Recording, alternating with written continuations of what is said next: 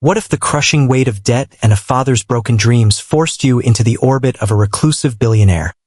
A man haunted by his own ghosts, in a collision of worlds that neither of you could have ever predicted.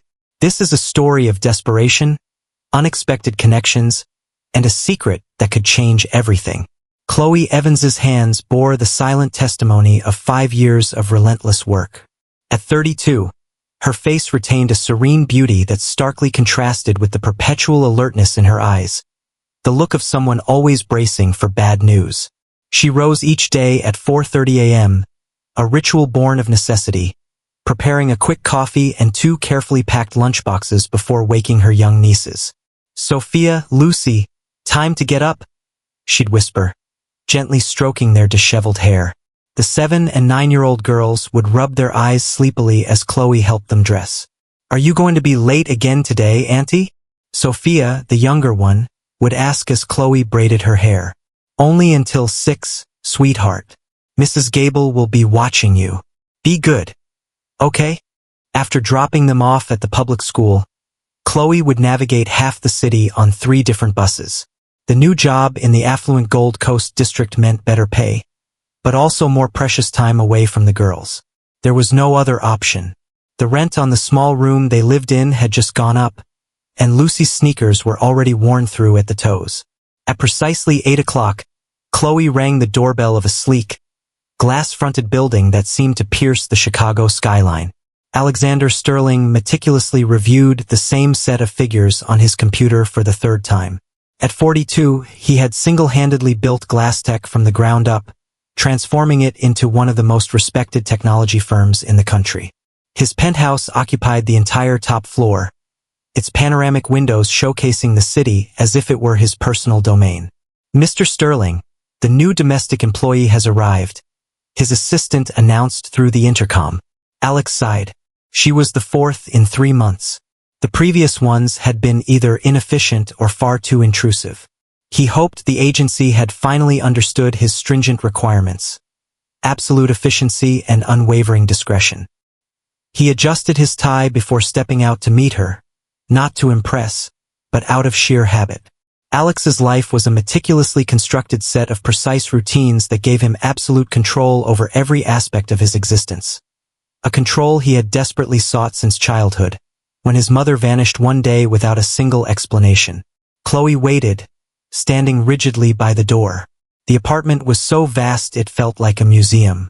Minimalist furniture, stark white walls, cutting-edge technology everywhere. "Good morning. I'm Alexander Sterling," a deep, gravelly voice stated. Chloe observed the tall man in the impeccable suit approaching her with measured, deliberate steps. "A pleasure, sir. Chloe Evans," she responded, lowering her gaze slightly, a gesture of respect. Alex immediately noticed this woman was different. Her posture was straight, but not servile. Her appearance was simple yet impeccably neat. In her eyes, there was something deeper than mere necessity. "Anna from the agency explained the basic rules," Chloe continued, "but I'd appreciate it if you could indicate your specific preferences." Alex nodded, satisfied with her professionalism. He showed her the apartment, explaining his expectations. Breakfast at 7, silent cleaning, specific laundry instructions for each type of garment. Dinner ready at 8 p.m. sharp. No visitors, no personal calls during work hours. And, of course, he concluded, his voice dropping slightly, absolute discretion about what you see here. I have constant virtual meetings and important documents. "I understand perfectly, sir," Chloe responded, her tone neutral. "Have you ever felt the crushing weight of responsibility, forced to make difficult choices just to survive? Share your thoughts in the comments below. What if an undeniable, enigmatic presence began to subtly disrupt the carefully constructed order of a billionaire's isolated world, sparking a curiosity that threatened to unravel a lifetime of guarded emotions? During the first few days, Alexander Sterling barely noticed Chloe Evans's presence. She worked like an efficient, silent shadow. When he emerged from his office, the floors gleamed. When he looked for a shirt, it was perfectly pressed. When hunger pangs struck, dinner appeared precisely on time, always delicious, yet unobtrusive. The only thing that struck him as odd was her unwavering insistence on leaving at exactly 6 o'clock. Most domestic employees in high-level homes would jump at the chance for overtime pay. Chloe, however, politely declined his offers to stay longer for additional compensation. "I'm sorry, sir. I have commitments," was her only unrevealing explanation. On the third day, Alex found himself observing her as she meticulously cleaned the panoramic windows, her movements precise and focused. There was something enigmatic in her quiet concentration, in the way she seemed to keep her thoughts locked tightly away. When she sensed his gaze and turned, he quickly feigned an intense interest in his phone, a blush creeping up his neck. That night, in the stark, ordered solitude of his perfectly arranged penthouse, Alex realized that for the first time in years, he felt a flicker of genuine curiosity about another person. Who was Chloe Evans, really? What secrets did she hide behind those watchful eyes that seemed to have seen far too much? And where did she rush off to with such urgency every single evening? The answer would arrive sooner than he imagined, and it would irrevocably change everything he thought he knew about himself, and about the carefully constructed walls he had built around his life. The fourth day of Chloe's employment unfolded much like the previous ones. Alex found himself discreetly observing her as he pretended to concentrate on his laptop. There was something about her that provoked an unsettling, almost familiar disquiet within him. It wasn't just idle curiosity anymore. It was a strange, insistent feeling of recognizing something long forgotten in someone completely unknown. At 5:55 p.m. sharp, Chloe put away her cleaning supplies and quickly changed into her street clothes.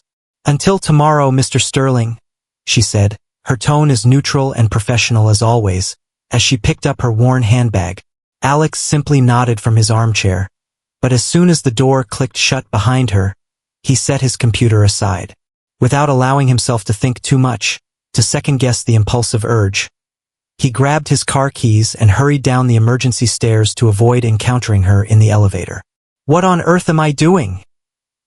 he muttered to himself as he slid into his black Mercedes, the sleek engine purring to life.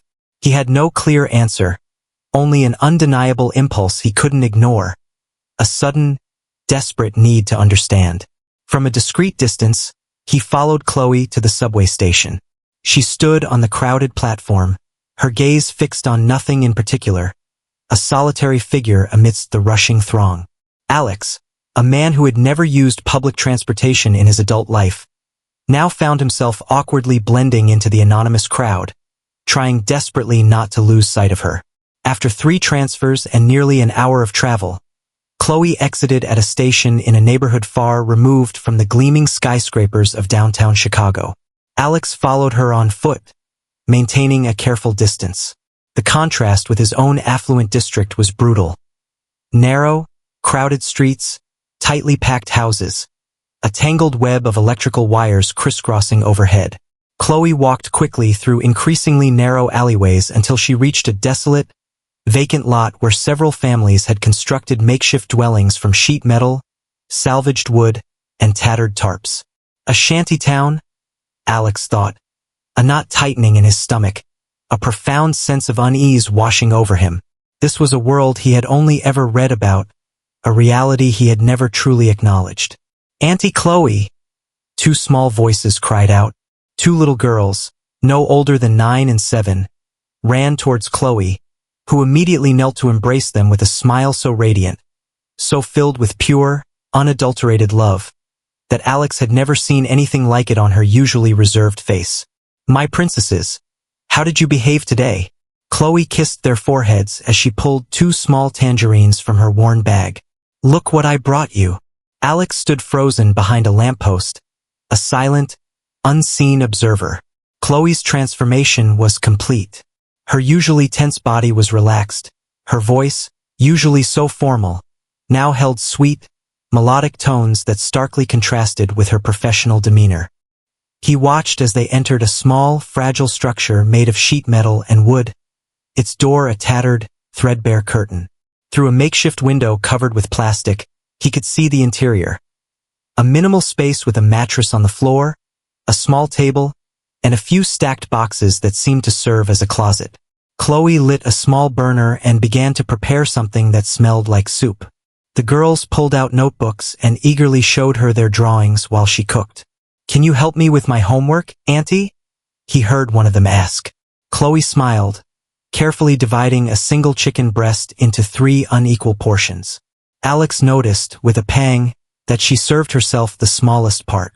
An elderly woman peeked out from the adjoining dwelling. "How was your day, dear? Is the new boss treating you well?" Chloe offered a faint, tired smile. "Yes, Mrs. Gable. He's serious but respectful. And he pays better than the previous ones. It was about time you had some luck after so much suffering." The old woman sighed before retreating. Alex remained motionless, feeling like he was spying on an intimacy he had no right to witness. He watched Chloe help the girls with their homework, then tuck them into the single mattress on the floor, while she pulled out a thin mat from a corner and spread it on the bare ground for herself. Before sleeping, the 3 of them prayed together. Alex caught fragments of their whispered words. "Take care of Mommy in heaven. Help us have a real house someday. Thank you for Auntie's job." Something shattered deep inside him. He remembered his own opulent penthouse, its 300 square meters, its 3 empty bedrooms, its designer kitchen where he barely even prepared coffee. He began the journey back with a strange, unfamiliar weight in his chest. He had to take a taxi. The subway had long since stopped running. During the long drive, the images replayed relentlessly in his mind. Chloe dividing the food, kissing the girls, sleeping on the hard floor so they could have the mattress.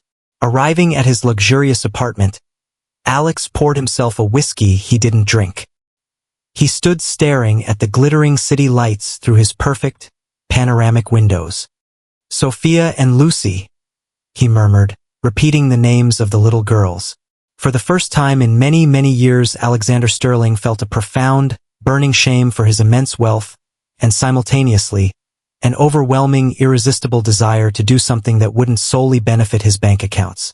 What if a billionaire, haunted by a newfound understanding, began a secret campaign of kindness, subtly weaving his way into the life of the woman who had unknowingly shown him the true meaning of resilience? The next morning, Alexander Sterling awoke restless after a night of fragmented sleep. The images of Chloe and her nieces, their fragile existence, had mingled with his own childhood memories. His always absent father, his mother's sudden, unexplained disappearance, the vast, empty family mansion that had felt more like a cold, silent prison than a home. When Chloe arrived, punctual as always, Alex greeted her with a good morning that was noticeably warmer than usual. She glanced at him briefly, a flicker of surprise in her usually guarded eyes, but responded with her customary formal politeness before heading to the kitchen. "I've prepared fruit and yogurt for breakfast," she announced minutes later, placing the simple, healthy dish on the dining table. "Thank you," Alex said. Then, as if it were a casual afterthought, he added, "There's quite a bit of fruit in the refrigerator. Feel free to take some if you like. It always ends up going bad, and it's such a waste." Chloe seemed to tense, her posture stiffening. "That's not necessary, sir. I insist," he replied, deliberately avoiding her gaze, sensing her discomfort. "It's a shame to throw it away." Over the following days, Alex began to leave small, seemingly insignificant extras around the apartment. A bag of crisp apples on the kitchen counter, a box of gourmet cookies, left over from a non-existent meeting, a brand new set of art supplies he claimed he no longer used. Chloe initially refused these offerings, her pride a formidable barrier. But eventually, perhaps thinking of the girls, she began to accept some of them, always with a quiet, hesitant gratitude. Alex also started to ask casual questions during meals, breaking his usual stoic silence, a subtle attempt to learn more about her life. "Have you always worked in private homes?" he inquired one day, feigning disinterest as he scanned a financial report. "Since I was 16, she replied, her voice soft. "Before that, I worked in factories, but the hours didn't allow me to." She stopped abruptly, as if she had said too much. "Didn't allow you to what?" he pressed gently. Chloe hesitated, then continued. "To take care of my nieces. I have 2 girls I'm responsible for. Alex nodded, pretending this was new information. That must be difficult. We do what we have to do, she responded. A fleeting, poignant smile illuminating her face for a brief moment. One Friday, Alex invented an excuse to leave work early. He drove to a toy store in a less affluent part of Chicago and purchased 2 beautiful dolls, their faces bright and cheerful. He left them, carefully wrapped, in the back seat of his car and waited. On Sunday afternoon, he casually drove near the shantytown. He saw the girls playing outside with a deflated, worn-out ball. His heart pounding with a strange mixture of nervousness and anticipation, he got out of the car. "Excuse me," he said, approaching them cautiously. "You're Chloe's nieces, aren't you?" The girls looked at him with open suspicion. The older one, Lucy, protectively stepped in front of Sophia. "I work with your aunt," Alex explained, trying to sound friendly. "She forgot something at my place the other day, and I thought I'd return it." He held out a brightly colored gift bag containing the dolls. Sophia peeked curiously. "What is it?" "Sophia," Lucy scolded her. "We don't talk to strangers." At that moment, Chloe emerged from their small dwelling and froze, her face a mask of surprise and a sudden, sharp fear. "Mr. Sterling, what are you doing here?" Alex felt his cheeks burn, a wave of unexpected embarrassment washing over him. "I was just passing by and I remembered you'd forgotten this." He awkwardly extended the gift bag. Chloe took it with a hesitant, distrustful look and glanced inside. Her eyes widened in surprise when she saw the dolls. She looked up at him, her expression a mixture of confusion and something else he couldn't quite decipher. "They're for your nieces," he murmured, feeling inexplicably flustered. "I thought they might like them." A battle of emotions played out on Chloe's face. Finally, she sighed and said, "Would you like to come in for a moment?" Alex entered, ducking his head to avoid hitting the low doorway. Inside, the space was even smaller than it had appeared from the outside, but it was impeccably clean and surprisingly organized. Wildflowers bloomed in a recycled tuna can, and children's colorful drawings decorated the rough wooden walls. "Girls, this is my boss, Mr. Sterling," Chloe said, her voice cautious. Sophia, the younger one, approached without reservation. "Did you bring the dolls?" Alex nodded, deeply moved by the innocent hope in her bright eyes. "I hope you like them." "They're beautiful," she exclaimed, taking one. Lucy, more reserved, observed everything from a safe distance. Finally, she approached and took the other doll, murmuring a barely audible thank you. Mrs. Gable, the elderly neighbor, appeared at the doorway. "Fine visitors today, Chloe?" "He's my boss," Chloe explained, visibly uncomfortable. Alex greeted the old woman with a respectful nod. She studied him from head to toe, as if evaluating him. "Would you like some coffee, sir?" Chloe offered out of politeness. "I'd love some," he responded, knowing that accepting was the only way to stay a little longer. As Chloe prepared coffee on a small, single burner, Sophia proudly showed Alex her drawings. The little girl had a natural, raw talent. Alex listened, fascinated, as she explained her imaginary princesses and fantastical castles. "Someday, I'm going to live in a real castle," Sophia affirmed with the unwavering certainty only children possess. "I'm sure you will," Alex smiled, a genuine, unforced smile. When he finally said goodbye, he noticed Chloe's expression had changed. The distrust was still there, but now it was mixed with a hesitant curiosity. "Thank you for the dolls," she said softly, as she walked him outside. "It's nothing," he replied. And then, looking her directly in the eyes, he added, "You have a beautiful family, Chloe." For the first time since he'd known her, she offered him a genuine, unreserved smile. Back in his empty, opulent apartment, Alex felt a strange sensation in his chest. It wasn't pity or charity that had led him there. It was something deeper, more unsettling. The stark recognition that, despite their vastly different worlds, he and Chloe shared the same profound, aching loneliness. What if the walls built around 2 lonely hearts began to crumble, not through grand gestures, but through shared confidences, quiet moments of understanding, and the startling revelation of a shared, unspoken pain.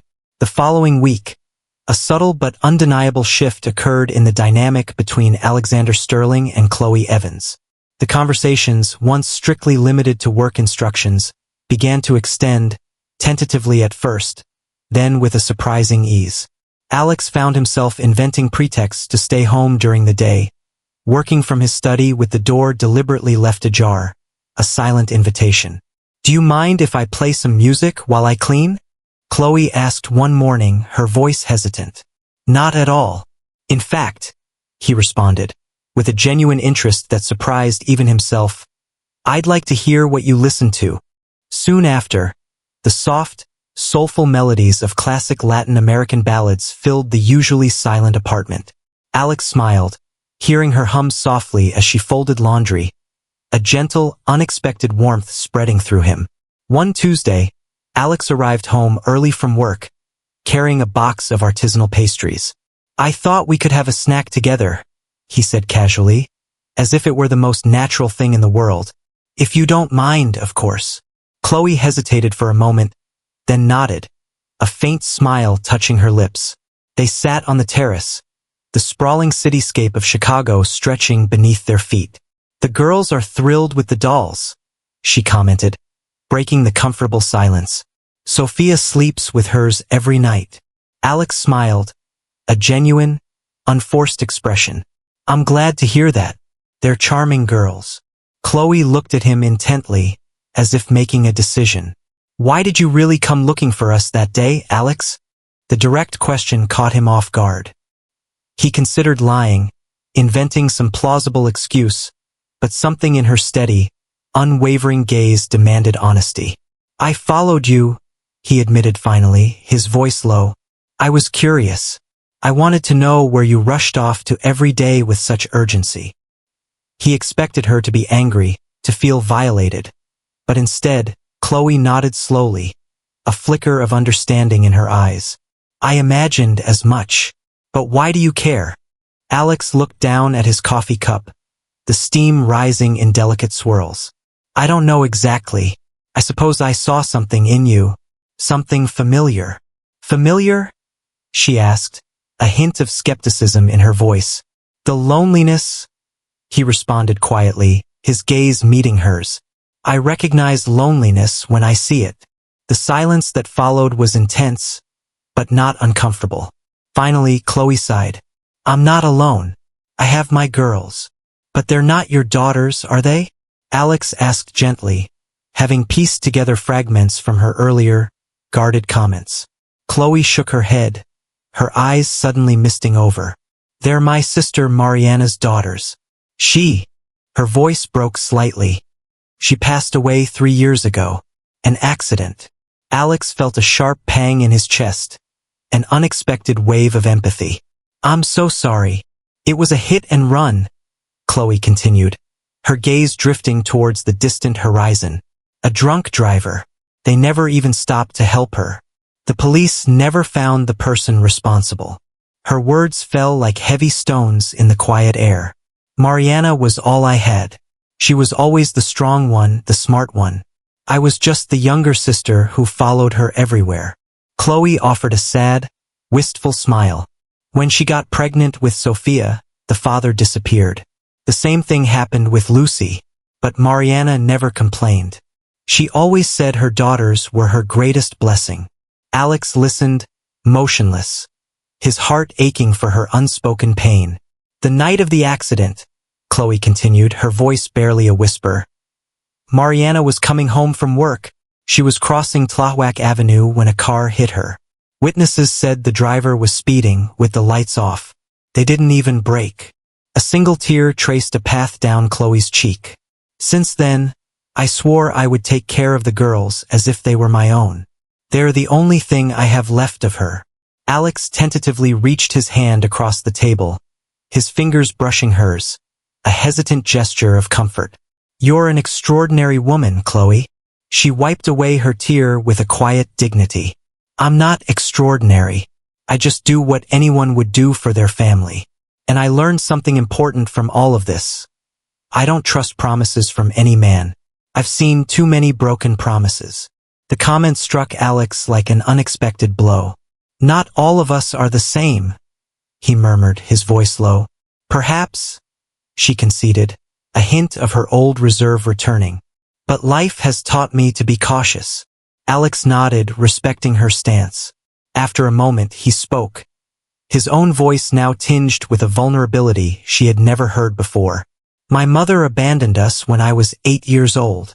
Chloe looked at him, surprised by the sudden, raw confession.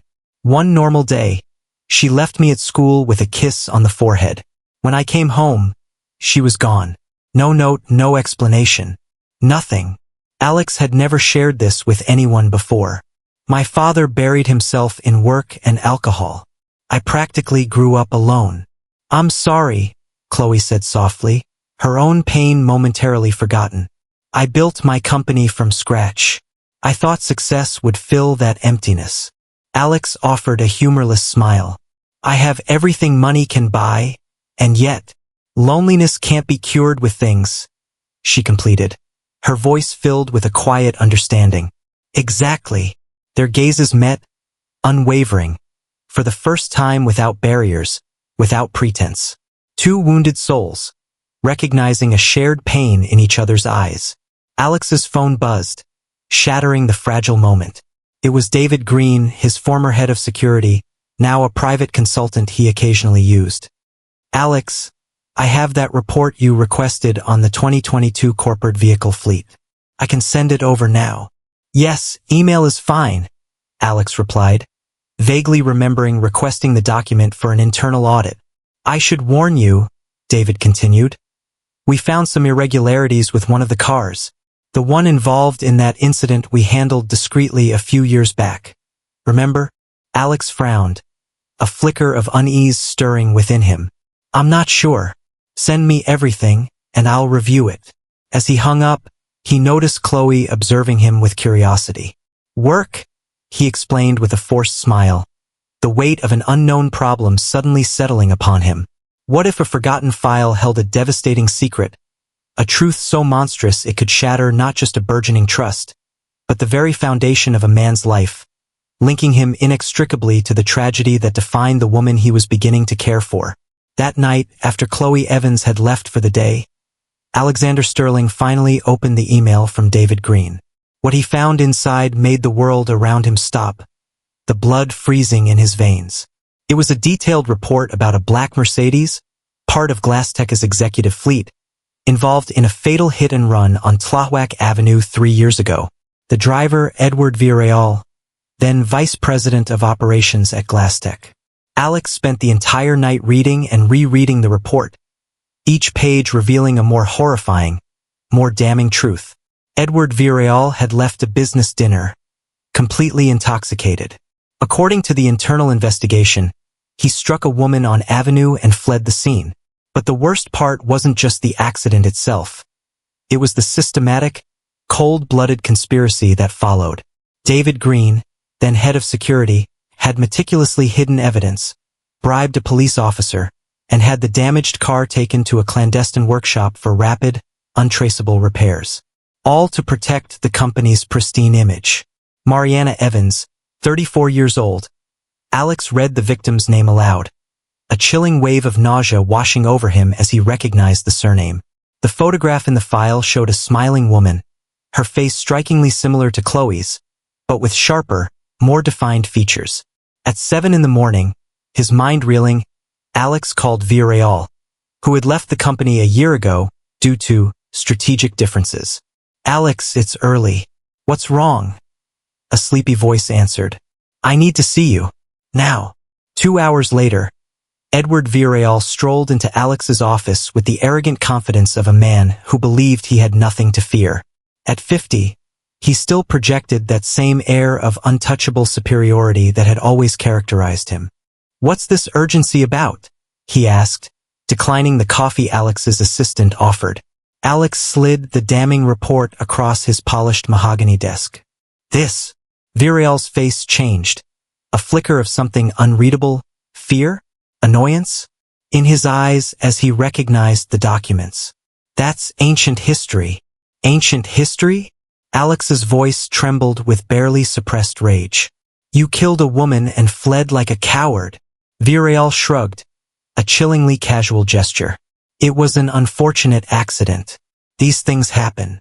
These things happen? Alex repeated, incredulous, his voice rising. Look, I was drunk, yes. I shouldn't have been driving. But David handled it perfectly. No one ever linked the accident to the company. Case closed. Alex felt a wave of sickening disgust. Do you know who that woman was? She was my housekeeper's sister. She left 2 orphaned nieces behind. For the first time, Villarreal seemed momentarily uncomfortable. I couldn't have known that. And frankly, I don't see why you care so much about a servant and her family. Alex clenched his fists, fighting the urge to physically attack him. I'm reporting you. Today. Villarreal smiled with disdain, his arrogance returning. An exposed glass tech? Reveal that the company covered up a vehicular homicide? Think carefully, Alex. Your shares would plummet. Your reputation would be ruined. I don't care.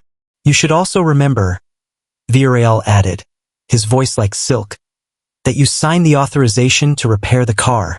David informed you of the incident, though perhaps not all the details.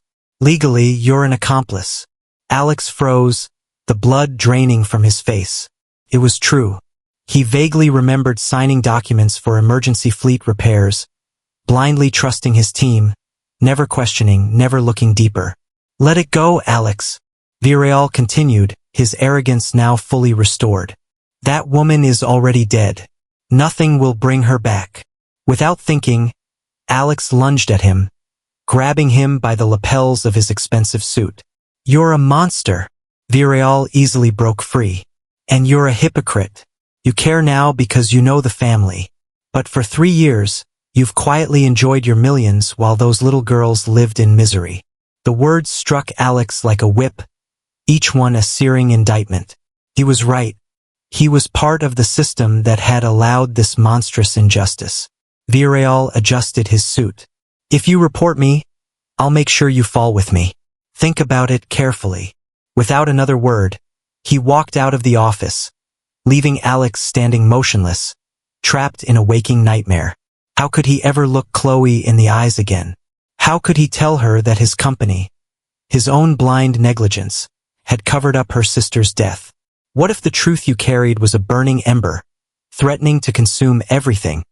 Yet the fear of shattering another's fragile peace kept you locked in a torment of silence. Could a desperate man find the courage to confess, even if it meant losing everything?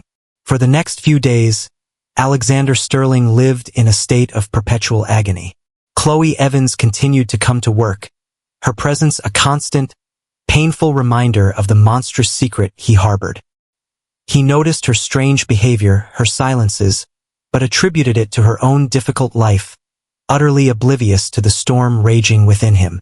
One afternoon, as she prepared dinner, Chloe finally mustered the courage to ask, "Are you all right, sir? You seem preoccupied." Alex looked at her, tortured by the guilt that gnawed at him. He wanted to tell her, to confess everything, but the words caught in his throat. How could he inflict such devastating pain on her? "Chloe, there's something I need to tell you," he began, his voice hoarse. She waited, her eyes questioning, but he couldn't find the words. "Sometimes," he continued, his voice barely a whisper, "people make terrible mistakes, mistakes that can't be undone with a simple apology." Chloe frowned, a flicker of concern in her eyes. "What are you talking about?" "I'm trying to help someone who did something unforgivable," he stammered. "Something that hurt many people. And why would you want to help someone like that?" she asked, a hint of her old distrust returning. Alex sighed, running a hand through his hair. "Because I believe everyone deserves a chance to face the consequences of their actions, to seek forgiveness, even if they don't deserve it." Chloe studied him with her penetrating gaze.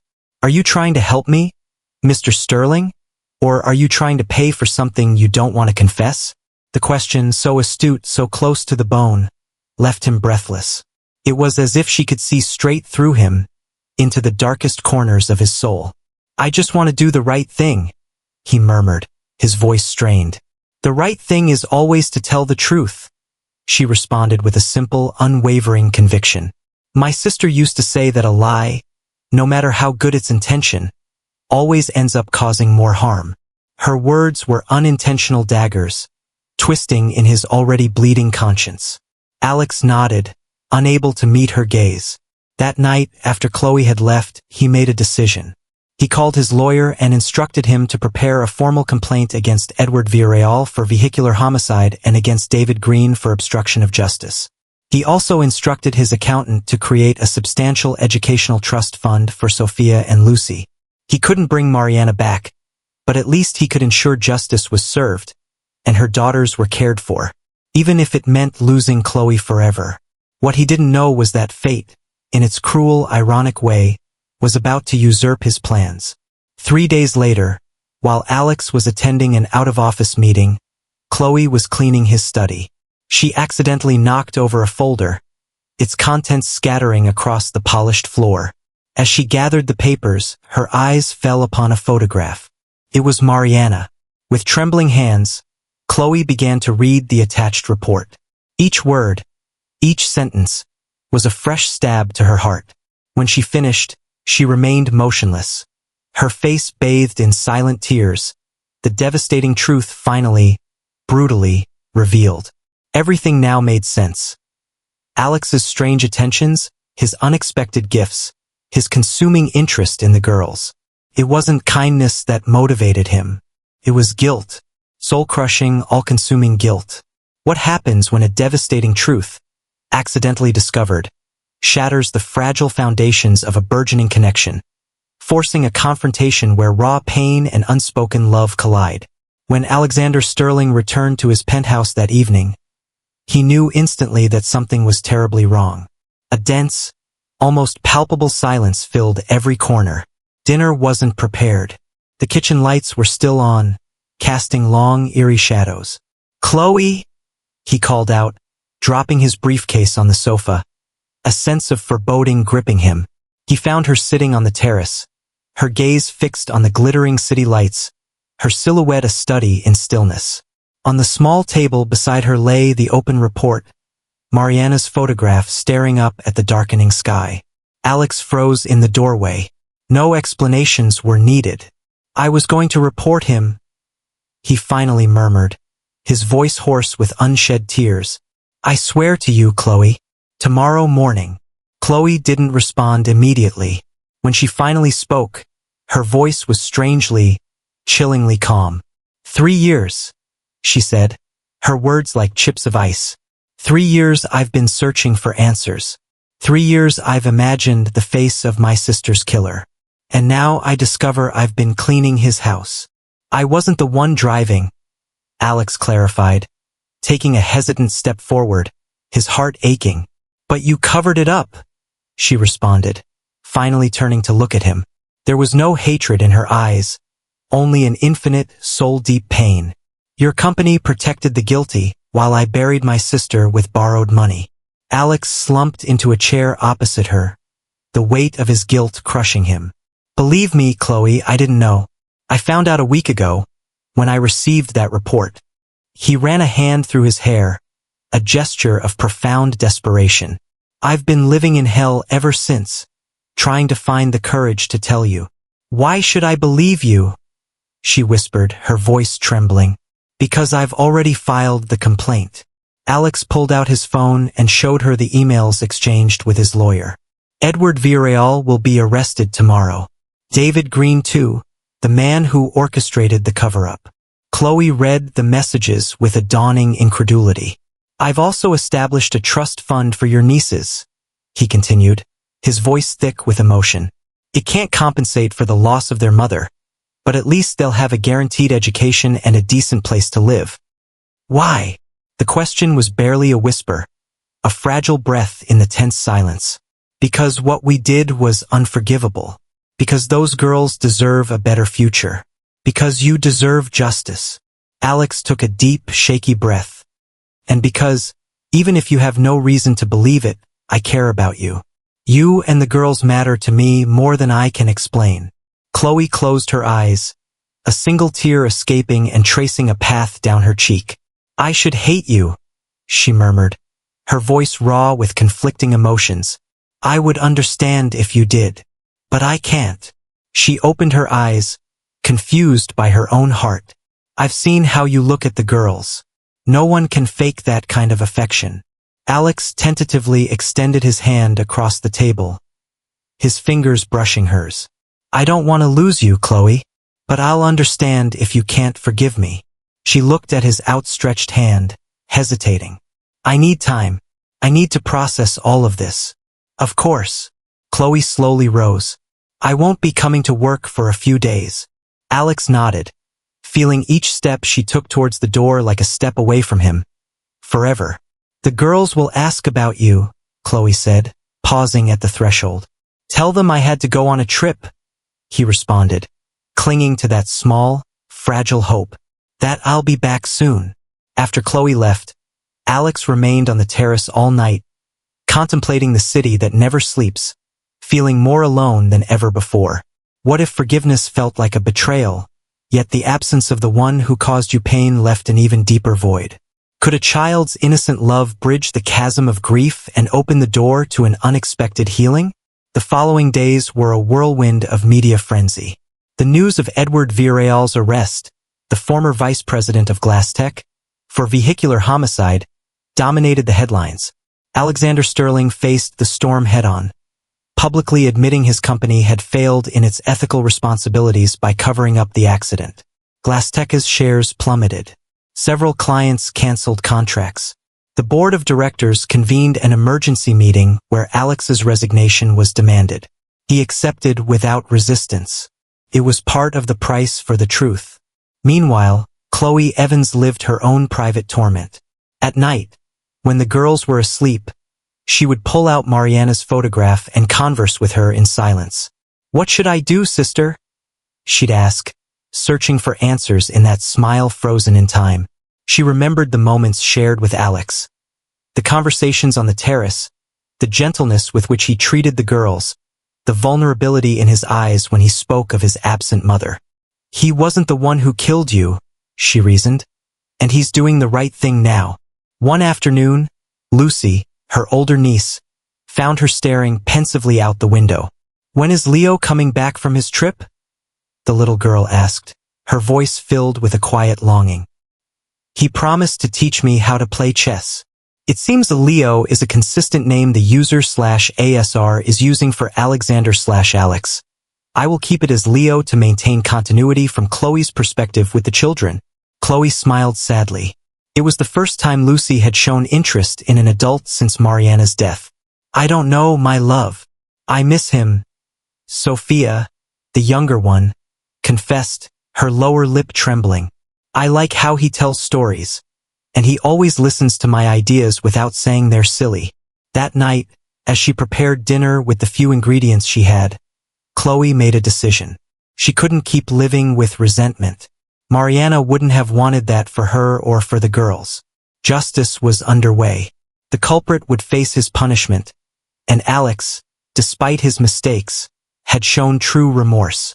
Forgiveness isn't weakness, Mariana used to say. It's the bravest act there is. A week after her discovery, Chloe showed up at Alex's apartment building. The doorman recognized her.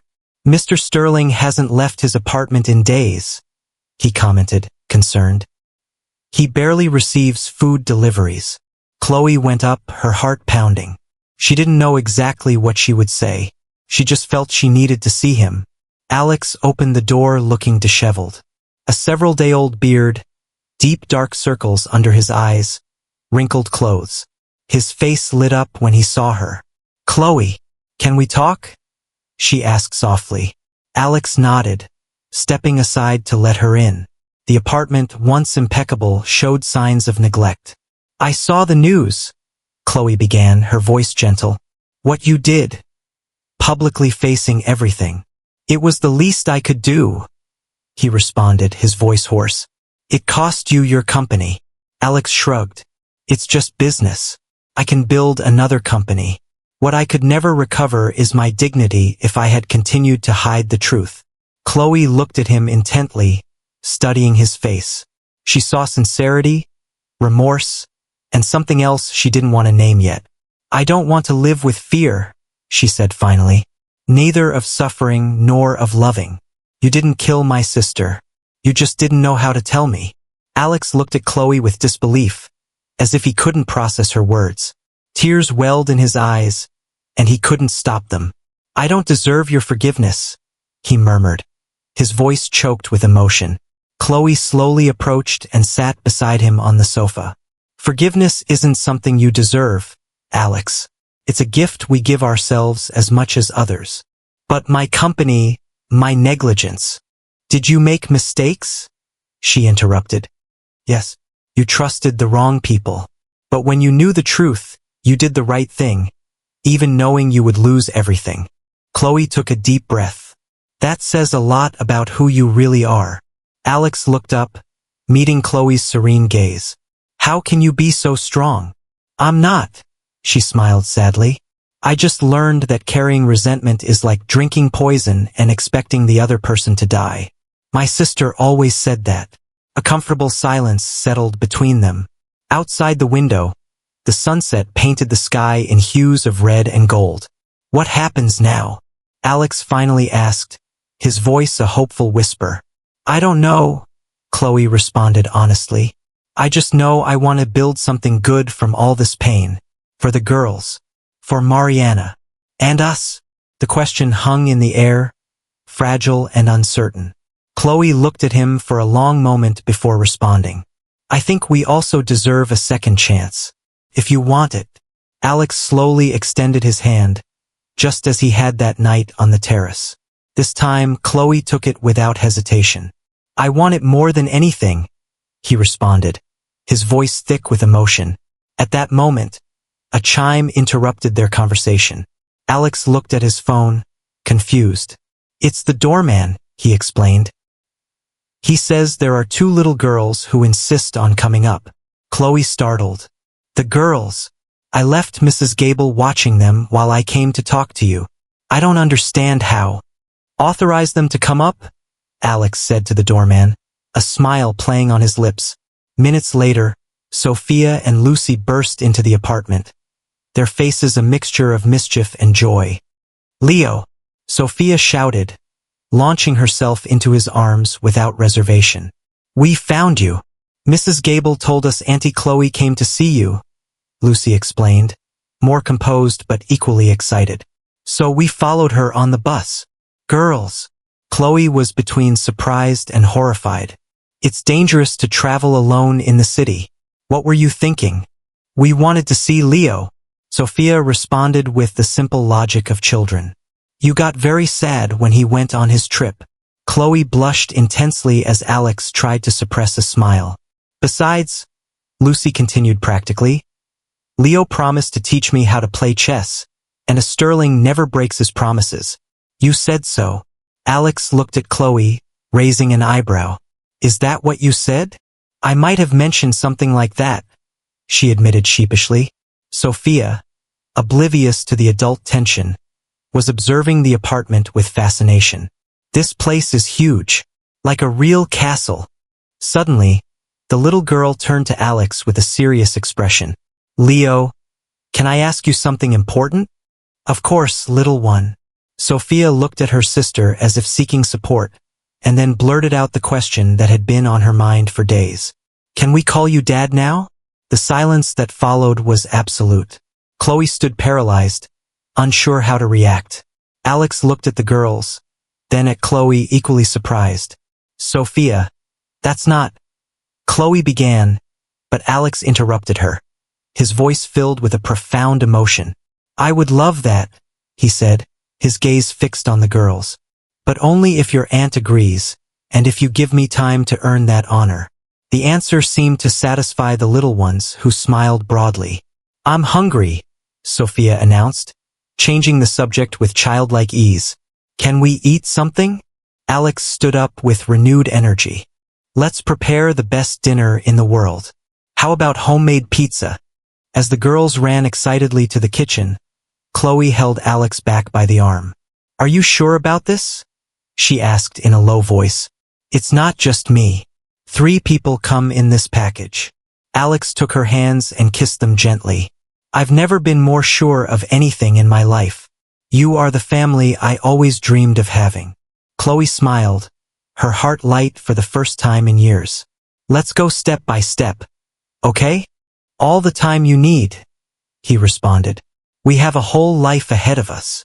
In the kitchen, amidst laughter and flowers scattered everywhere, they began to build something that had seemed impossible weeks ago. A family united by forgiveness, truth, and the hope of a better future. That night, Alex understood that life had given him a second chance, not only to redeem himself but to learn the true meaning of love. The kind that isn't measured in possessions but in small moments of shared joy.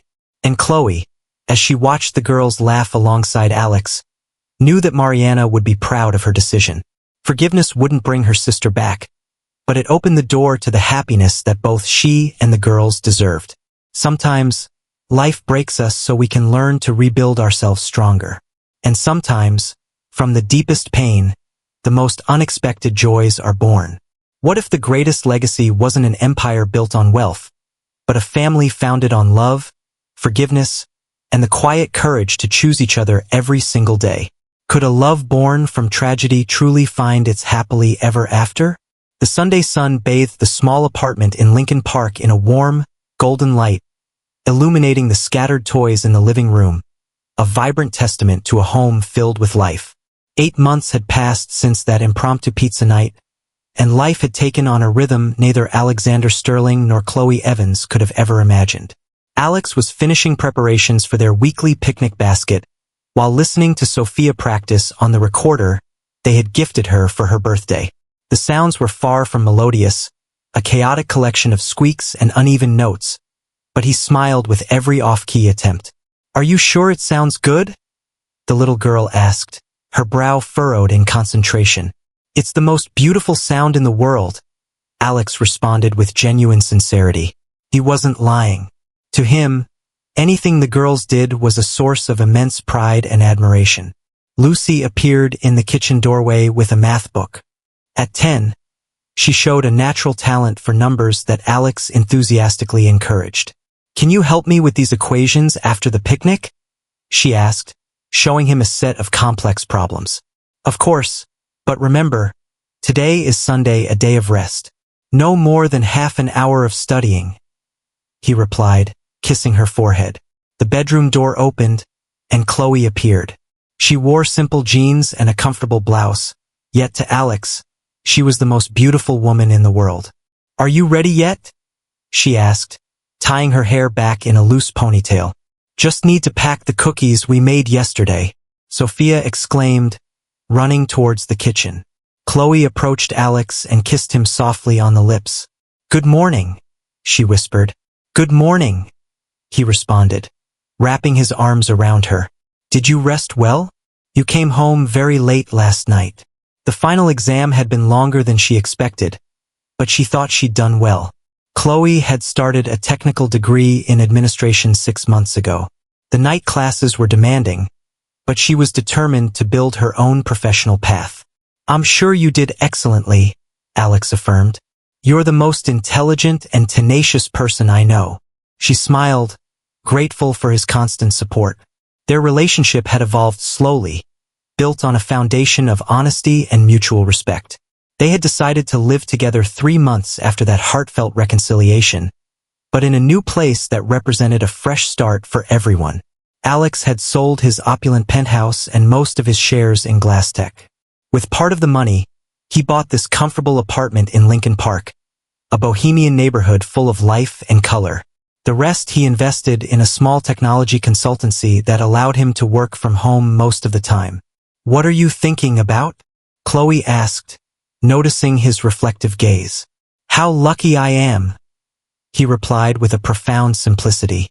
"A year ago, I was surrounded by luxuries and completely alone.